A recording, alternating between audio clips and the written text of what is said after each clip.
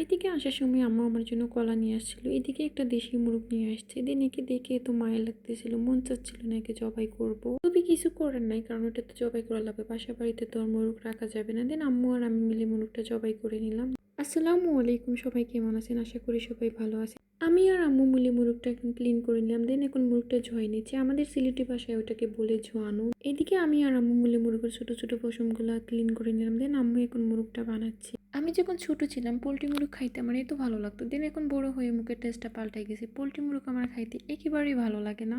মাংসটা বানানো কমপ্লিট। দেন আমার ছোটো বোন মাংসগুলো তুলে নিল। দেন এখন ধুয়ে ক্লিন করে নিল। এদিকে আমি পেঁয়াজটা আম্মুকে ব্লেন্ড করে দিচ্ছিলাম। দেন পেঁয়াজটা ব্লেন্ড হয়ে গেছে। এইদিকে আমার আম্মু একটা পাতিল বসিয়ে দিল। দেন পাতিলে তেল দিয়ে দিল। দেন পেঁয়াজগুলো দিয়ে দিল। দেন এখন পেঁয়াজটা কষাই নিচ্ছে। দেন হলুদ, লবণ, ধনিয়ার গুঁড়া, দালচিনি, এলাচি, জিরার গুঁড়া দিয়ে দিল। দেন এখন আলু দিয়ে দিল। মশলাটার কালার এত সুন্দর আসছে, দেন অনেক সুন্দর স্মেল বের হয়েছে। দেন এখন মাংসগুলো দিয়ে দিচ্ছে।